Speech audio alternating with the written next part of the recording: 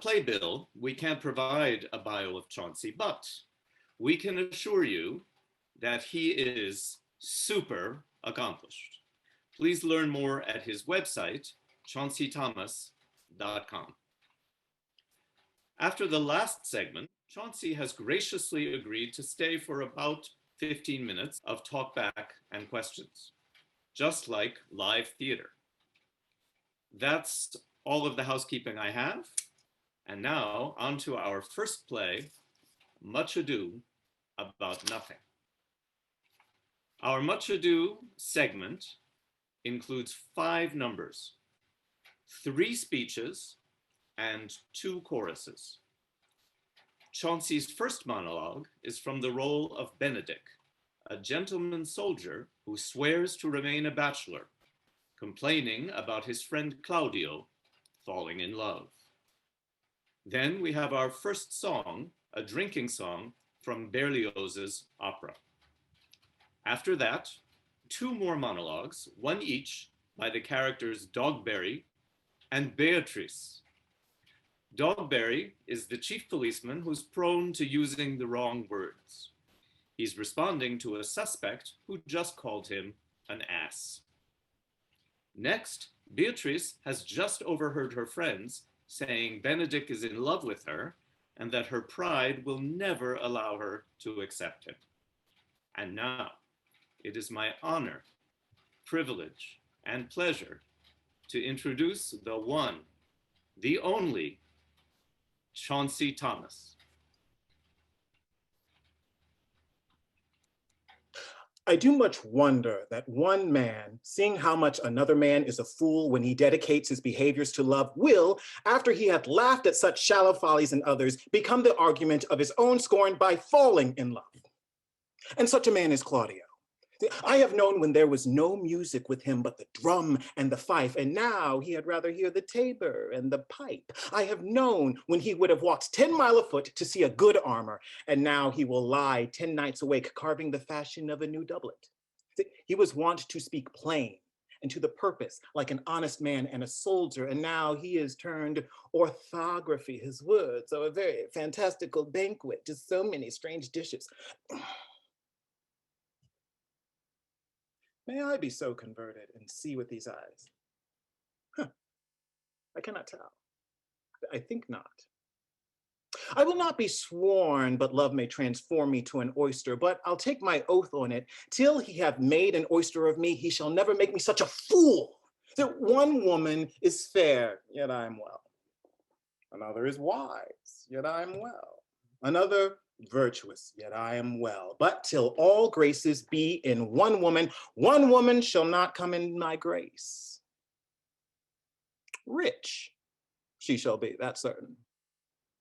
Wise, or I'll none. Virtuous, or I'll never cheapen her. Fair, or I'll never look on her. Mild, or come not near me. Noble, or not I, for an angel of good discourse, an excellent musician, and her hair shall be of whatever color please God. The prince and Monsieur Love, I will hide me in the arbor.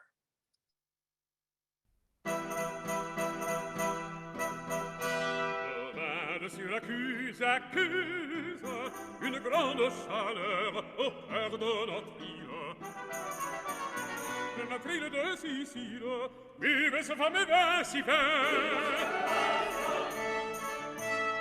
Mais la plus noble flamme, tout ça l'âme, comme au cœur du buveur, c'est la liqueur. C'est la liqueur vermeille de la treille, et content de Marsalin hurla. Il a raison, et ça va l'éloquence, c'est qui t'a la silence, il rêve, allez.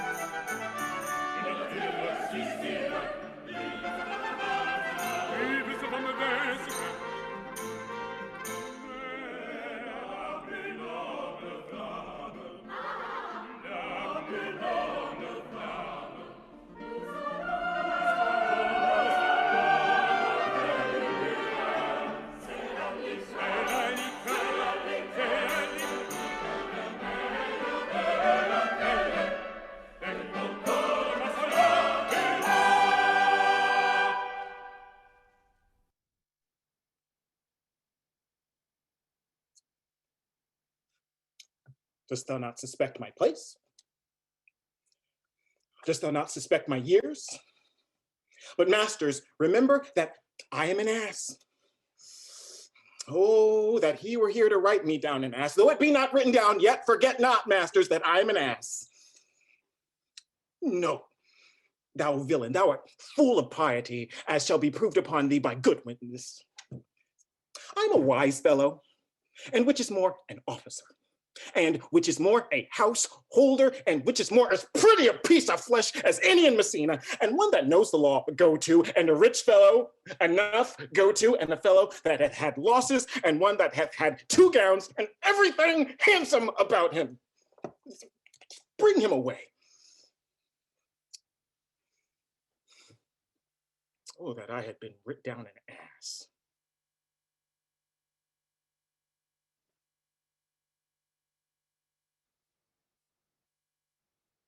What fire is in mine ears? Can this be true? Stand I condemned for pride and scorn so much? Contempt, farewell, and maiden pride, adieu. No glory lives behind the back of such. Benedict, love on. I will requite thee, taming my wild heart to thy loving hand. If thou dost love, my kindness shall incite thee to bind our loves up in a holy band. Others say thou dost deserve, and I believe it better than reportingly.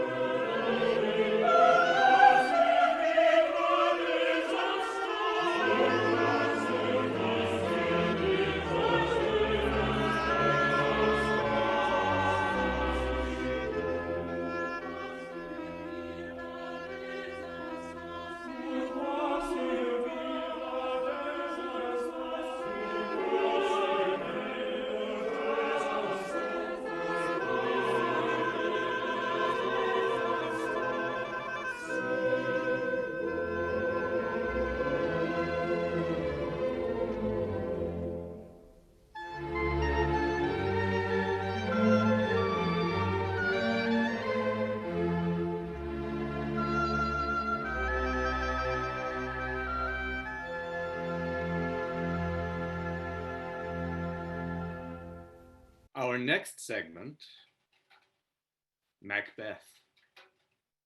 The segment includes 3 speeches, followed by 1 chorus. The first piece is a monologue by Macbeth. It occurs after he receives word that his wife, Lady Macbeth, has died. The following pieces are Macbeth contemplating committing murder and Lady Macbeth encouraging him to do it.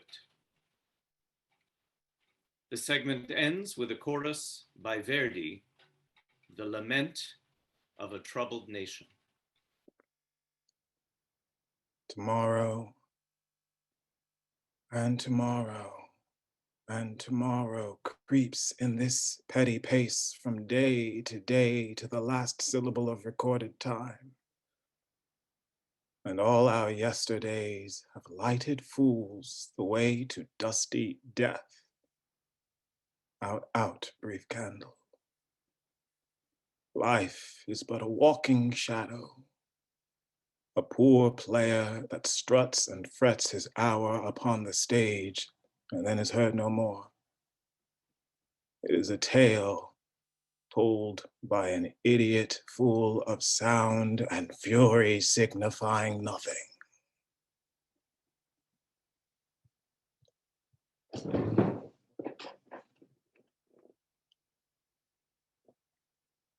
If it were done when 'tis done, then 'twere well it were done quickly. If the assassination could trammel up the consequence and catch with his Circe success, that but this blow might be the be all and the end all here, but here upon this bank and shoal of time, we jump the life to come. But in these cases, we still have judgment, that we but teach bloody instructions, which being taught, return to plague the inventor. This even-handed justice commends the ingredients of our poison chalice to our own lips. He's here in double trust. First, I am his kinsman and his subject, strong both against the deed. Then, as his host, who should be against his murderer, shut the door and not bear the knife myself. Besides, this Duncan hath borne his faculties so meek, hath been so clear in his great office that his virtues will plead like angels trumpet-tongued against the deep damnation of his taking off. And pity, like a naked newborn babe striding the blast, or heaven's cherubim horsed upon the sightless couriers of the air, shall blow the horrid deed in every eye, that tears shall drown the wind. I have no spur to prick the sides of my intent, but only vaulting ambition, which o'erleaps itself and falls on the other.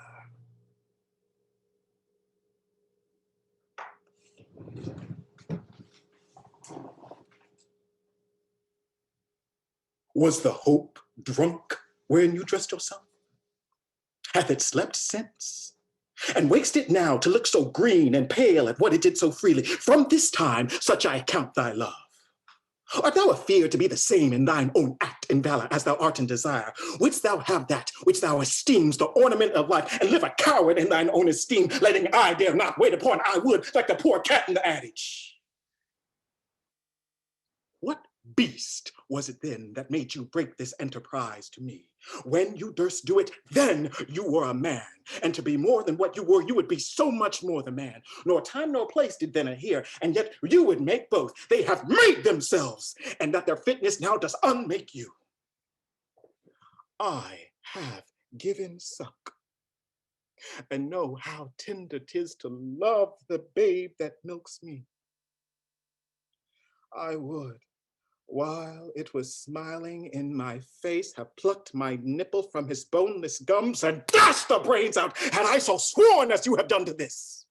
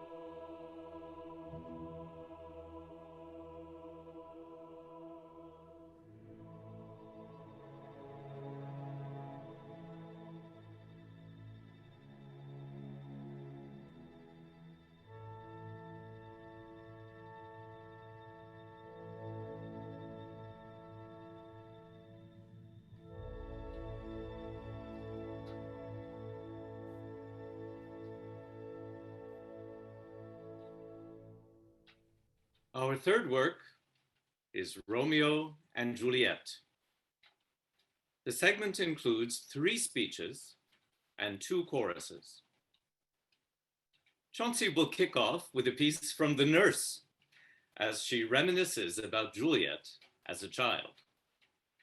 There follows our first musical selection, an opera chorus by Gounod about the Capulets' ball.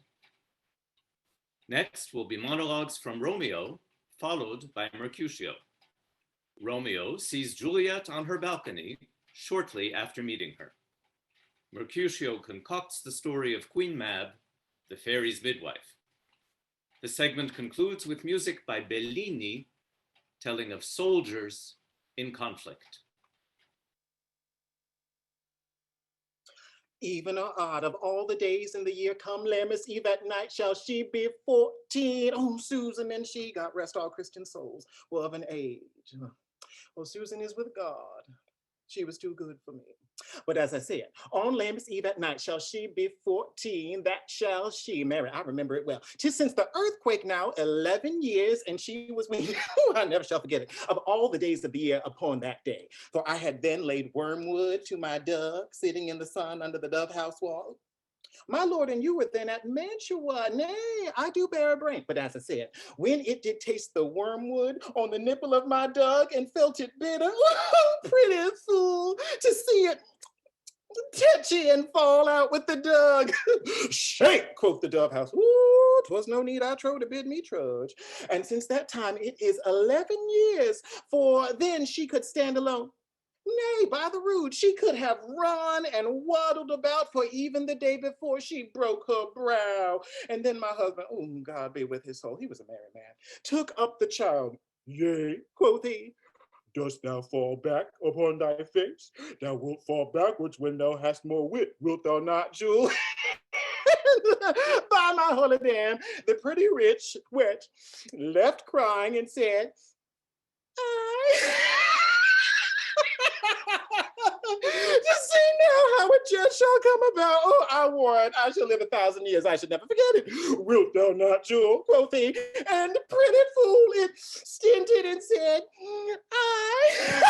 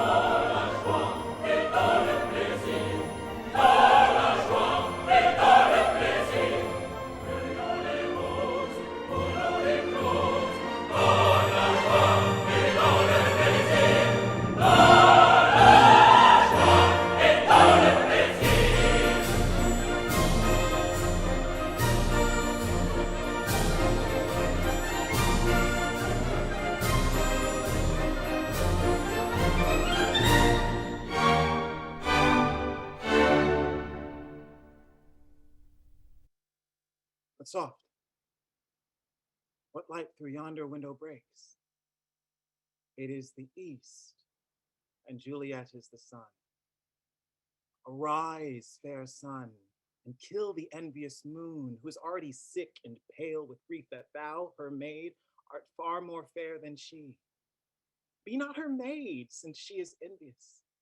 Her vestal livery is but sick and green, and none but fools do wear it. Cast it off.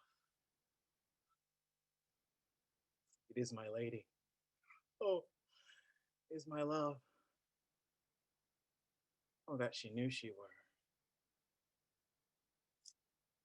She speaks, but she says nothing. What of that? Her eye discourses. I will answer it. I am too bold. 'Tis not to me she speaks. Two of the fairest stars in all the heaven, having some business, do entreat her eyes to twinkle in their spheres till they return. What if her eyes were there, they in her head? The brightness of her cheek would shame those stars as daylight doth a lamp. Her eye in heaven would through the airy region stream so bright that birds would sing and think it were not night. See how she leans her cheek upon her hand. Oh, that I were a glove upon that hand, that I might touch that cheek.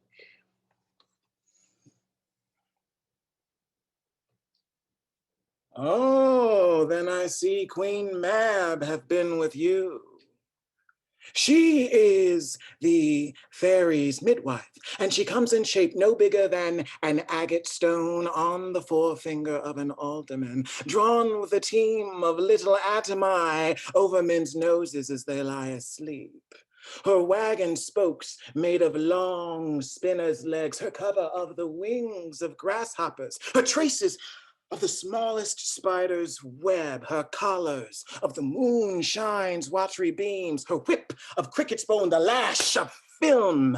Her wagoner, a small, gray-coated gnat, not half so big as a round little worm pricked from the lazy finger of a maid. Her chariot is an empty hazelnut made by the joiner squirrel or old grub. Time out of mind, the fairies' coach makers. And in this state, she gallops night by night through lovers' brains, and then they dream of love. O'er courtiers' knees that dream on curtsies, straights, o'er lawyers' fingers who straight dream on fees, o'er ladies' lips who straight on kisses dream, which oft the angry Mab with blisters plagues because their breaths, with sweetmeats tainted are. Sometime she gallops o'er a courtier's nose and then dreams he of smelling out a soup. And sometime comes she with a tithe pig's tail tickling a parson's nose as he lies asleep. Then dreams he of another benefice. Sometimes she driveth o'er a soldier's neck. And then dreams he of cutting foreign throats, of breeches, ambuscados, Spanish blades of healths 5 fathom deep, and then anon drums in his ear, at which he starts and wakes, and being thus frightened, swears a prayer too, and sleeps again. This is the very Mab that plats the manes of horses in the night, and bakes the outflocks in foul sluttish hairs, which once untangled much misfortune bodes. This is the hag, when maids lie on their backs, that presses them and learns them first to bear, making them women of good carriage.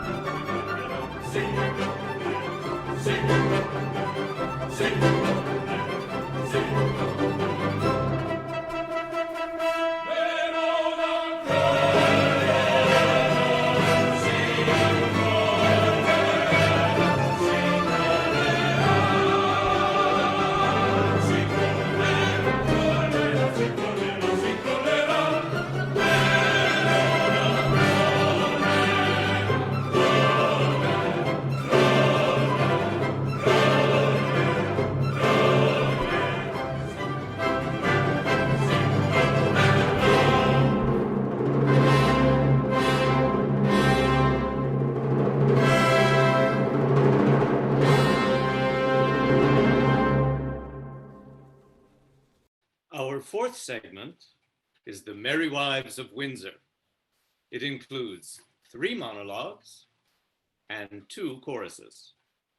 Chauncy will give monologues by Mistress Quickly and then the character of Ford. Mistress Quickly has been asked to impart false information to Falstaff to trap him in a ruse.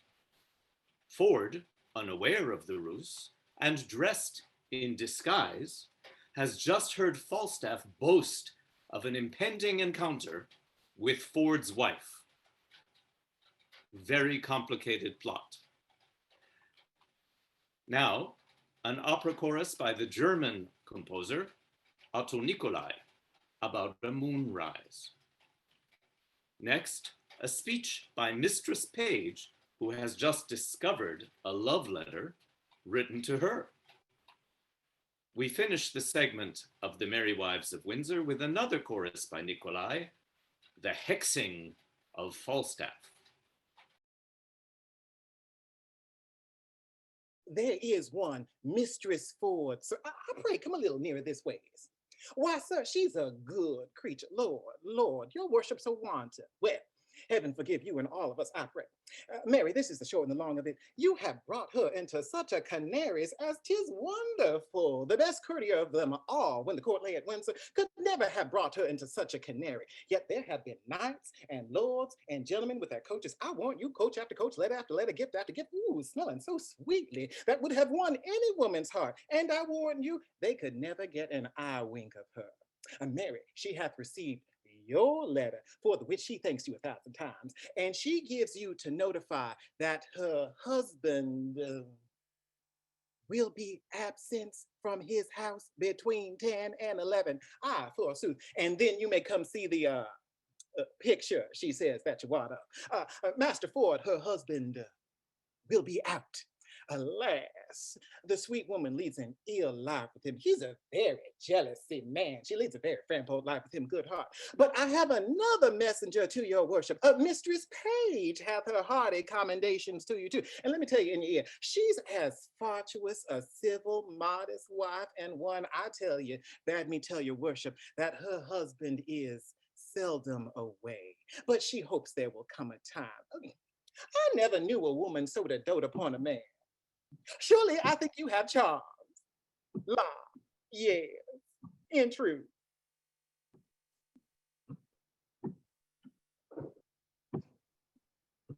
What a damned Epicurean rascal is this?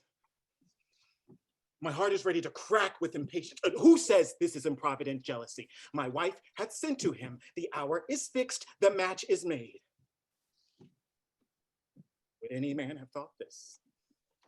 See the hell of having a false woman. My bed shall be abused, my coffers ransacked, my reputation gnawn at, cuckold, whittle, cuckold. The devil himself hath not such a name. Page is an ass.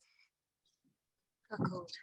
A secure ass. He will trust his wife. He will not be jealous. I will rather trust a Dutchman with my butter, a Welshman with my cheese, an Irishman with my whiskey bottle than I will trust my wife with herself. God be praised for my jealousy.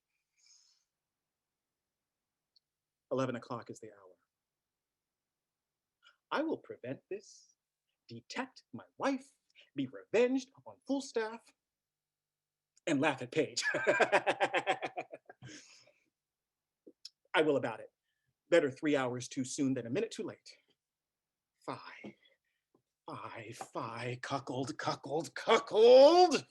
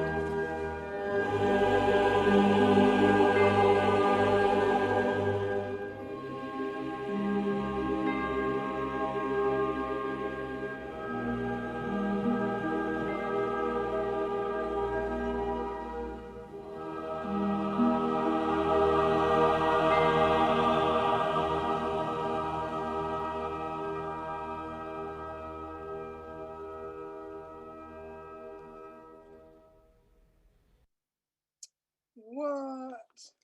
Have I escaped love letters in the holiday time of my beauty? Am I now the subject of them? Let me see. Ask me no reason why I love you. For though love use reason for his physician, he admits him for his counselor. You are not young. No more am I. Go to then their sympathy. You are married. So am I. Then there's more sympathy. You love sack, and so do I. Would you desire better sympathy? Let it suffice the mistress page, at the least, if the love of a soldier can suffice, that I love thee. I will not say pity me, 'tis not a soldier-like phrase, but I say love me, by me. Thine own true knight, by day or night, or any kind of light, with all his might for thee to fight. John Falstaff, one that is well nigh worn to pieces to show himself a young gallant, he dares in this manner assay me. Why, he hath not been thrice in my company. What shall I say to him? Well, I'll exhibit a bill in the Congress for the putting down of men. How shall I be revenged on him? For revenged I will be, as sure as his guts are made of puddings.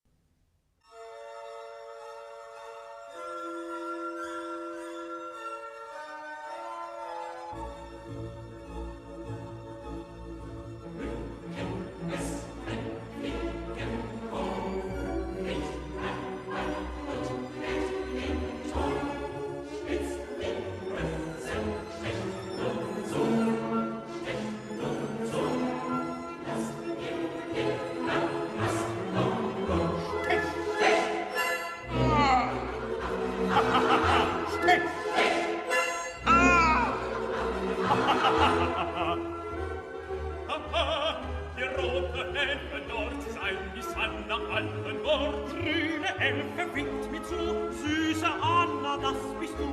Stich, stich. Oh. Stich, stich. Oh. Sie naht sich so, süße Anna. Es brennt mir im Kopf, nicht an mein Blut, nicht im Tod. Stich nur so, stich nur so. Das geht immer, das geht immer, das geht immer, das Stich, stich. Ah! Stich, stich.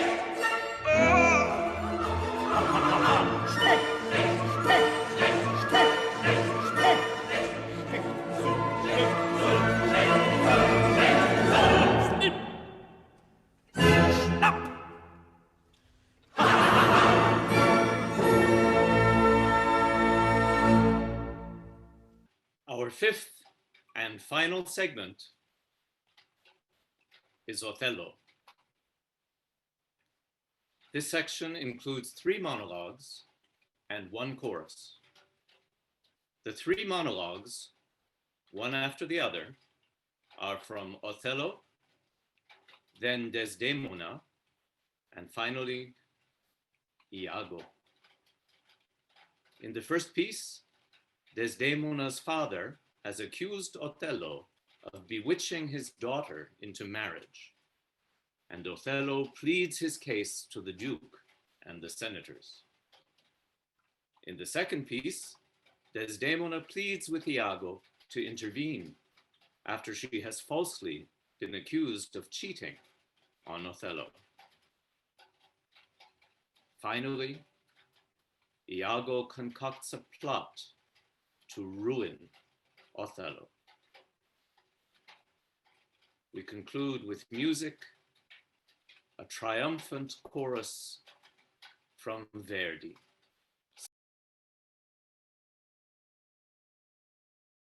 A father loved me, oft invited me, still questioned me the story of my life from year to year, the battles, sieges, fortunes that I have passed. I ran it through, even from my boyish days to the very moment that he bade me tell it, wherein I spoke of most disastrous chances, of moving accidents by flood and field, of hairbreadth escapes in the imminent deadly breach, of being taken by the insolent foe and sold to slavery, of my redemption thence, and portents in my traveler's history, wherein of antres vast and deserts idle, rough quarries, rocks, and hills whose heads touch heaven.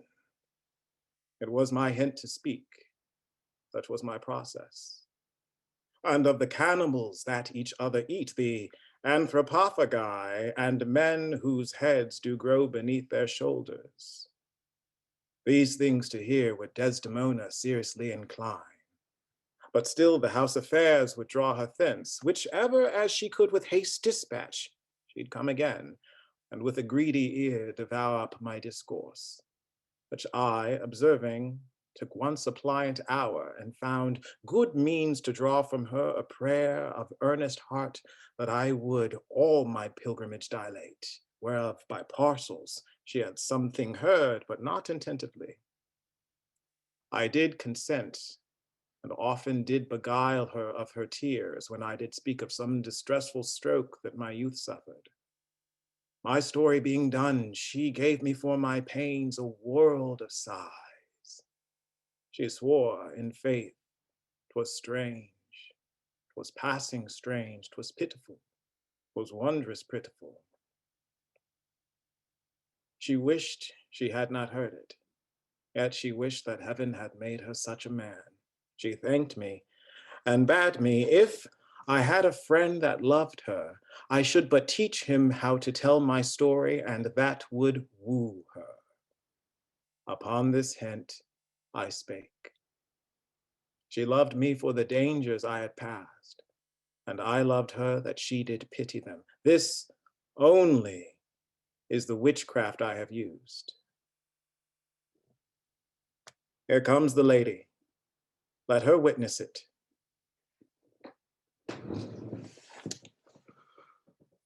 Alas, Iago, what shall I do to win my lord again? Good friend, go to him, for by this light of heaven I know not how I lost him. Here I kneel, if e'er my will did trespass against his love, either in discourse or thought or actual deed, or that mine eyes, mine ears, or any sense delighted them in any other form, or that I do not yet, and ever did, and ever will, though he do shake me off to beggarly divorcement, love him dearly, comfort forswear me.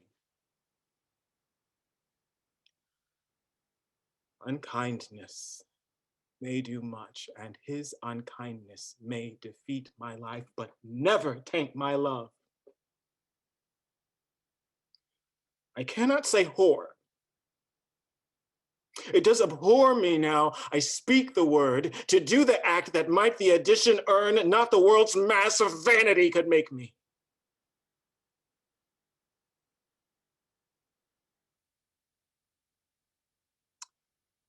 Thus do I ever make my fool my purse. For I, mine own gained knowledge, should profane if I would time expend with such a snife, but for sport and profit. I hate the more, and it is thought abroad that twixt my sheets has done my office. I know not if it be true, but I, for mere suspicion in that kind, will do as if for surety. He holds me well. I better show my purpose work on him. Cassio's a proper man. Let me see now. To get his place and to plume up my will in double knavery. How? How?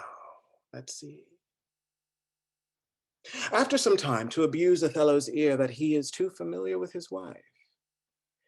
He hath a person and a smooth dispost to be suspected, framed to make women false. The more is of a free and open nature that thinks men honest that but seem to be so, and will as tenderly be led by the nose as asses are.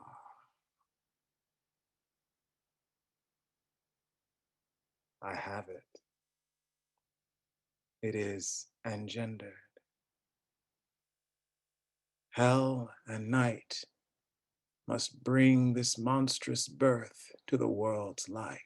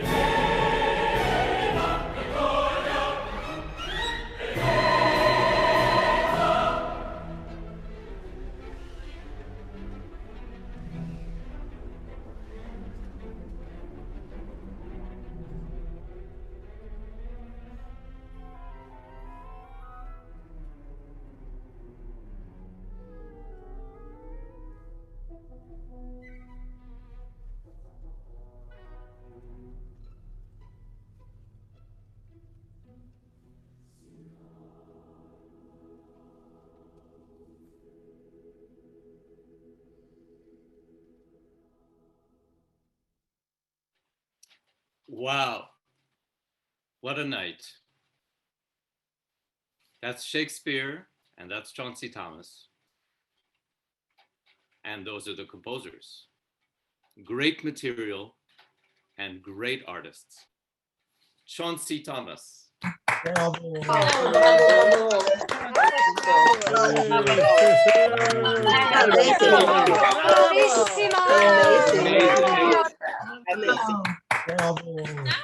Bravo. Let's do it again. So we will now mute everybody again, and I will take questions in the chat. No more than 15 minutes. We'll see what we have. So there is our first question for you, Chauncy. What goes on inside you to turn so quickly? I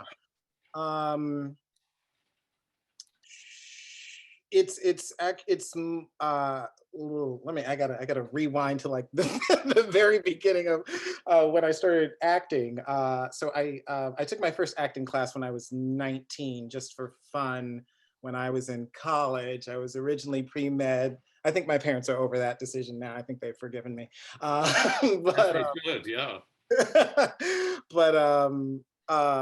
So we were just, you know, from the beginning, we're kind of trained. If you're doing more than one monologue, you need to practice your transition. So it's really it's kind of a moment of we're much kind of there.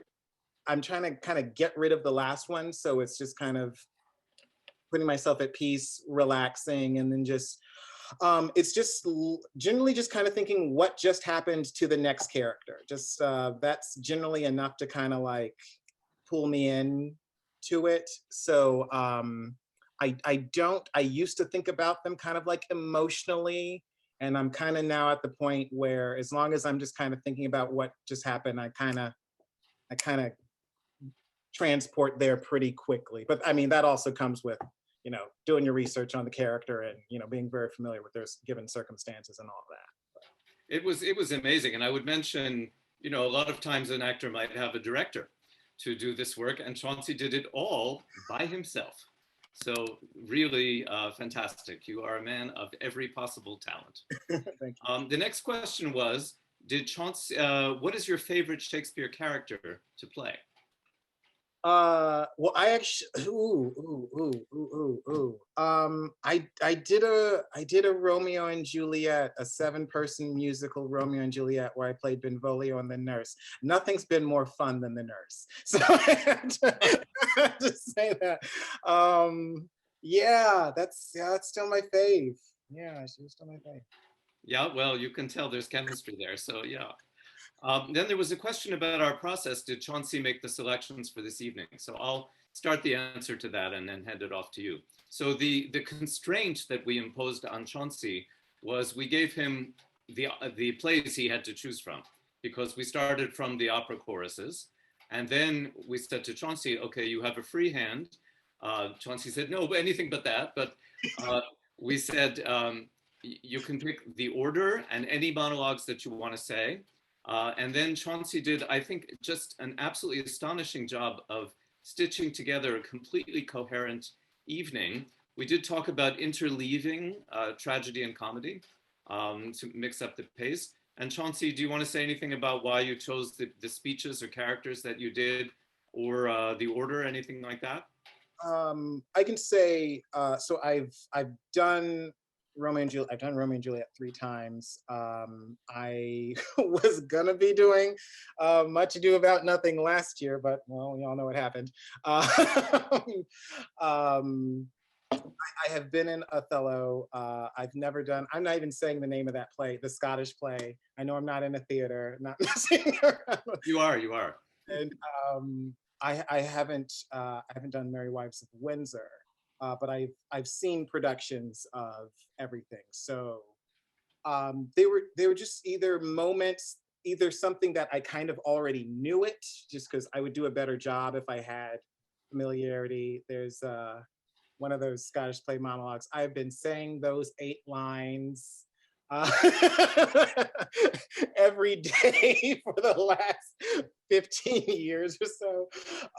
So it's just like, well, I have to do that one. So it's a combination of what am I already good at, just to make sure I'm presenting a good evening, and then which ones entertain me, which ones do I think are enjoyable, and then I wanted to mix male roles, female roles, trying to kind of interesting. Yeah, it was great. Okay. We have one more question. We have a number of questions. Next question is, how long did it take you to prepare for each of these? I could not remotely answer that question because I feel like we first started talking about this maybe 3 months ago. Yeah. And so kind of since then, it's just kind of little bit by little bit, it was like, oh, let me get these translated into my own words. And then every once in a while, I'm just kind of, the ones I know, it's like practice in the shower. I can just kind of, I'm on the subway or, or whatever, just kind of, it's a lot of my practice isn't like I just sit down and I just do it. It's kind of casual as I'm doing things. And then when I get closer to the day, I was just like, okay, well, let's figure out all these transitions. Let's make all this. So I really couldn't remotely say. That's very fair, I think. Next question, where do or have you performed Shakespeare? Have you ever performed in Central Park? I've not performed in Central Park. Please tell them about me.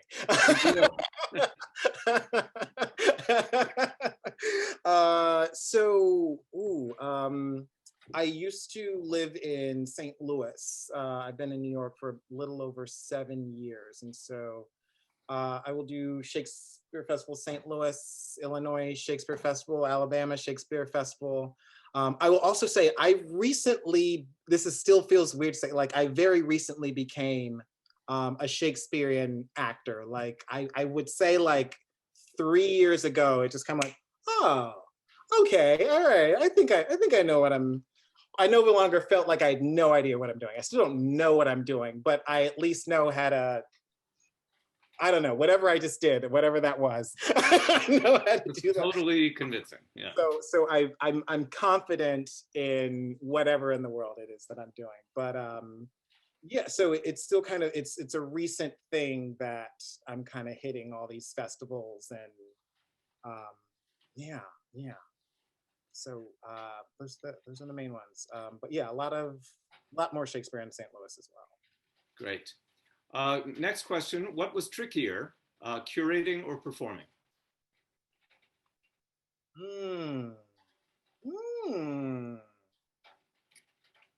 I think this one I'm gonna say curating. I think that varies.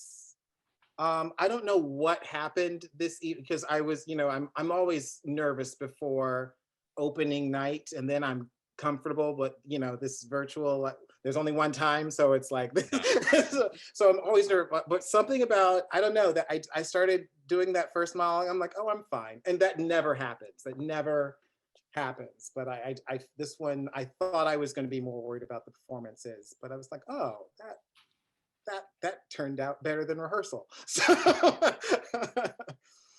Next question, did the musical selections influence the way you prepared the monologues? Yes, I wanted everything to kind of lead into things as much as they could. I definitely, I chose the monologues before hearing the music, but I did, it's like, Mistress Page says, oh, I'm going to get revenge on Falstaff. And then we hear the Let's Get Revenge on Falstaff song. So those kinds of things, I wanted to put them in order. If I didn't have that kind of direct connection, it was at least like, what does this feel like? If it's funny, can we lead to the funny song? If it's more serious, I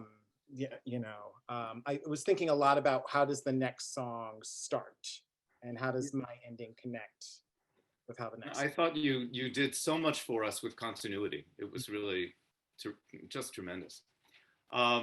Next question, are there any of Shakespeare's plays that you've never done yet but want to? Oh yeah, I mean, still more than half of them.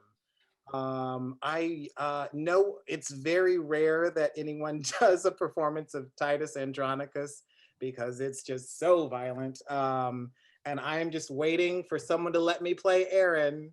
It's basically the most evil person in Shakespeare, but I get a kick out of that guy. So if you know of anyone, we'll be pushing you.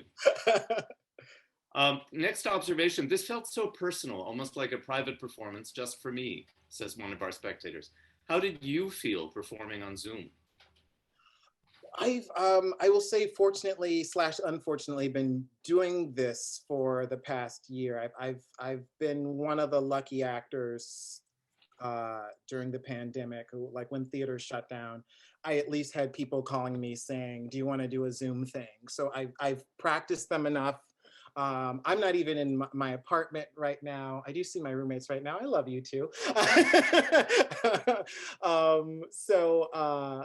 I'm at a friend's place who just has a much better equipment than I do, but his like where his camera is, it's in a kind of a weird spot for me. So it's, but I've been doing this, so I'm getting pretty comfortable with them. But one of the great things is I don't have to do the theatrical projection. So this is kind of a lot of my, at least my normal volume. Like I tried to do I did more voices in this than I normally would, but it's like, it's one person doing monologues, let's vary it up. But for the most part, I was, I kind of got to, be me for the most part. I also, when I said like I had the Shakespeare click, that was the thing that happened. I realized like I realized I can be myself. I always thought like doing Shakespeare, there's some ideal that you're trying to attain. Yeah. I can just really be myself in these circumstances, and that's going to be what sets me apart and makes it interesting. So I think the 150 people who were here tonight would completely endorse that point of view. Yeah. Next question, what is the first role you will perform when theater is back from the pandemic? I am not allowed to say that yet. Hey. I might potentially have something, but the ink has not been signed, has not touched the paper, so I can't talk about it. Okay, well, you let us know and we will let everybody know. It's in the realm of Shakespeare. Okay. You be sure and tell us. We'll tell everybody. Definitely. Okay. Next question is about your performance in the Raisin in the Sun. Somebody asks, what was the most difficult part of playing Walter Lee Younger? Which scene gave you the most challenge and why? And what was it like playing Hansbury's play in one of the wealthiest enclaves in the country where low-income housing is an issue? Oh dear. That was the last show I did before theater shut down, and it was on my bucket list. So that one meant a lot to me. Oh geez. The most challenging scene was the penultimate scene, the second to last one, where it's like I get the news that I've kind of ruined everybody's future. And man, everybody just hates you at that moment. I literally, the way I kind of went through that, it's this very passionate character who gets on a lot of people's nerves. And I was just like, I just genuinely want people to like me. I want people to like who, and just that really kind of like led my character through, because he just does unlikable things. But when someone's trying to do their best, but they can't help but make mistakes, I think that's very human and beautiful. And what was it like playing? Oh yes, what was it like playing one of the wealthiest areas in the country? Yeah, that's fascinating. It was definitely interesting. I've worked at that theater many times. They've been great to me. So I do adore them dearly. And so I wasn't really thinking much about those particular things. I was very appreciative of everyone who came to see that show. It was also in that particular time slot of the year. The show that show had not done as well as other previous shows, and you know, the management was, you know, kind of like, well, you know, why is this happening? Because, you know, it's certainly a quality performance, but it did, like, I was simultaneously upset that it didn't get a bigger audience, but also like very appreciative of the people who did come. Like, you could tell it meant something to them, and I'm gonna choose to see that positive end of that one. That always matters, I think. We have time for 2 more questions, and I'll switch to 2 different questionnaires. One is about your experience on Zoom. Do you look at the audience on Zoom, or what's on your screen? What are you seeing? So you can make your little Zoom box like this big, and you can move it right up next to that camera. And so that's, it gets the people out of the way. So it just kind of, and there's a way that you can see like whoever was the last person talking. So if you're ever in like, generally that's the person you're speaking with. And so I was able to just kind of basically see myself, and I was just like, okay, the lighting is good. That's great. Okay, don't worry about that. But that just gets my attention to where the people are. So it looks more like I'm looking, you know, at the camera. Great. And for our last question, even though you were sitting for the performance, you were always moving. How has performance on Zoom changed your acting? Have you developed new skills you'll use when in person?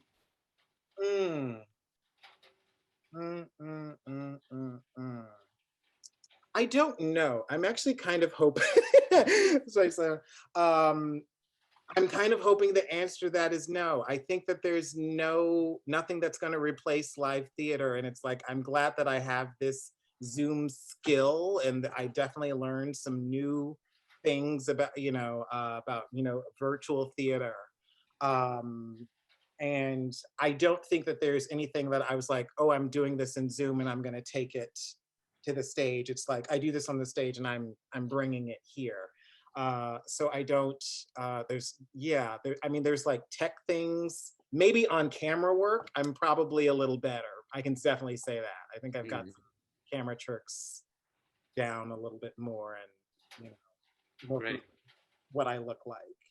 But, well, that takes us to the end of our promised 15-minute segment.